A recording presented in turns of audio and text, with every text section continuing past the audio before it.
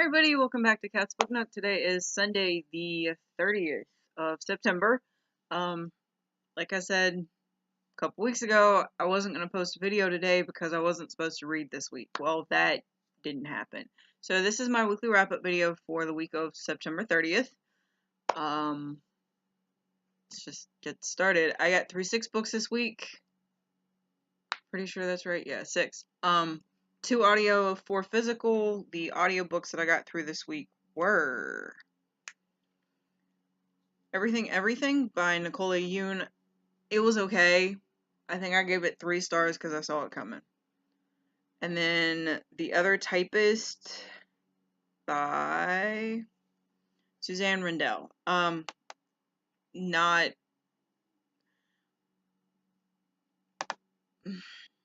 I really don't know what to say about that one. It was interesting. Set in the 1920s, right after the war. Kind of that whole jazz prohibition era where anybody could take anybody's identity and just run with it, and that's what this book is about. That's what happens. So if that's your kind of story and you like the stolen identity and somebody picking up and everything like that, check it out. If not, I don't want to say don't bother with it. Try it, but I unhauled this book in my unhaul video that I posted yesterday. So yeah. So there's that. Physical books this week. I got through Kitty Raises Hell and Kitty's House of Horrors, book 6 and book 7 in the Kitty Norville series by Carrie, Vaughn. It's not a bad series. It's not as involved or repetitive like the Mercy Thompson series is at this point, because as much as I love Mercy Thompson, it's getting a little bit old, and like every single one of these deals with something different. This one deals with a vampire that is 2,000 years old and a fire demon and a djinn and just the fallout from that. This one, you take all supernatural creatures and right-wing, I want to say nut jobs because that's what she calls them in this book. Right-wing nut jobs that don't think monsters should exist in the world, and you put them against each other and what happens with that. So each book is different. Even Kitty Goes to War, which I'll talk about here in a second, focuses on something else. It focuses on the fallout of, not the fallout, but things leading up to a war that's about to happen between, I actually don't know who it's gonna be between. It seems like it's gonna be between vampires, and you've got 2 different sides, and which side are you gonna be on at the end of the day? So I think that's what Kitty Goes to War is about. Again, haven't gotten all the way there yet. The Immortal List by Cloe Benjamin. This one, it starts off in 1969 when 4 kids, all siblings, go to see a gypsy fortune teller who has been known to tell people their death days. And it's broken up into 4 different sections, 5 different sections if you include the beginning of it. And each section follows a sibling. So, and it's in the order the siblings die. I enjoyed it. I went through this one fairly quickly. Just, the pacing was good. I liked the wrap up at the end of it. So, yeah. What I didn't see coming was definitely that last chapter. I could use a little bit more of the last sibling that's alive. So maybe there'll be a follow-up story, but otherwise this was a really good book and I highly recommend it. It's also a 2018 release. So if you're looking for books to add to your list, to be read list from this year for next year, where you clear your TBR off, check this out. I feel like I'm rambling today, guys. Sorry. I also feel like that statement didn't make any sense.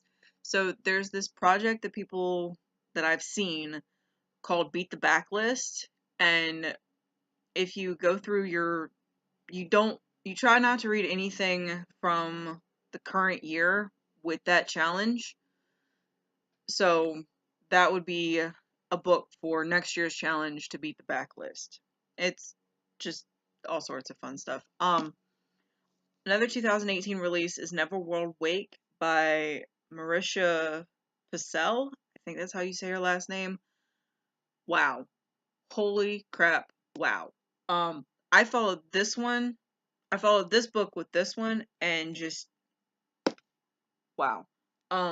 This one focuses on I want to say teenagers, but they're new adults, so they're 19 years old. They're a year out of high school. They just finished their first year as freshmen in their respective colleges. But the year before that, they used to be a group of 6. So the year before that, one of them passes away.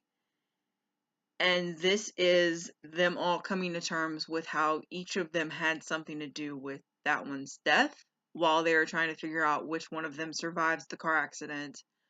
And it was heartbreaking, really good though, and just it deals a lot with memory and how you can forget or not tell someone what happened when you don't know the full story yourself. So this one was really good too.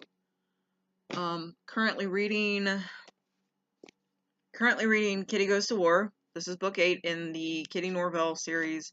There are 14 total, so I've got 6 more after I finish this one to go before this series is complete. Yay! This one is 3 Army soldiers recently returned from the war in Afghanistan after being held at Fort Carson in Colorado Springs. They're killer werewolves, and post-traumatic stress has left them unable to control their shape-shifting and unable to interact with people. Kitty agrees to see them, hoping to help by bringing them into her pack. Meanwhile, Kitty gets sued for libel by CEO Harold Franklin after featuring Speedy Mart, his nationwide chain of 24-hour convenience stores with a reputation for attracting supernatural and pleasantness on her show. That last little bit is actually the opening of the story. So we'll see what happens. I actually thought Kitty Goes to War meant that they were actually going to war, which I actually think that's the setup for the last couple books. So it's not that long. Should be kind of interesting. I'm not that far into it yet. Also finishing Catching Fire by Suzanne Collins. Lost my train of thought there for a second. This is an audiobook. Bray and I are doing a buddy read for this one. So I think we've only got maybe 2.5 hours left in this book before we can call it done. So hopefully we can finish that this week. And then I'm also currently listening to, I only have an hour left of this one, so hopefully I can finish this one today too. Must Love Dogs by Claire Cook. This is not at all like the movie. So if you watch the movie and you enjoyed the movie, I don't know if the movie is based on the entire series or what, but no. Just no. I'm listening to the last hour of it just so that way I can say that I'm done. New books this week, we got crap. I don't remember what new audiobooks I got this week. I know I got the 3 Game of Thrones, so got come on phone. Work with me here. Alright, we got Clash of Kings, Storm of Swords, and Feast of Crows, which is actually on I need to finish Must Love Dogs so that way I can pick that one up on audiobook. New physical books this week. Hold on. Alright, new physical books. Girl in Times Square by Paullina Simmons. Talk about this one in my October TBR. Illusions of Fate by Kiersten White, same thing. And 1,000 Pieces of You by Claudia Gary. No, Gray. Gray. Dyslexia is kicking in, guys. It's great. But those are the 6 new books this week. Returning DNF books. So I talked in my October TBR about my doorstop books for this month. I am actually returning 3 of those doorstop books today. Because I know that I'm not gonna get through them right now. So I'm returning the entire series of The Great Coats by Sebastian de Castiel. This is touted as putting Alexander Dumas's Three Musketeers to, like, it's on par with that.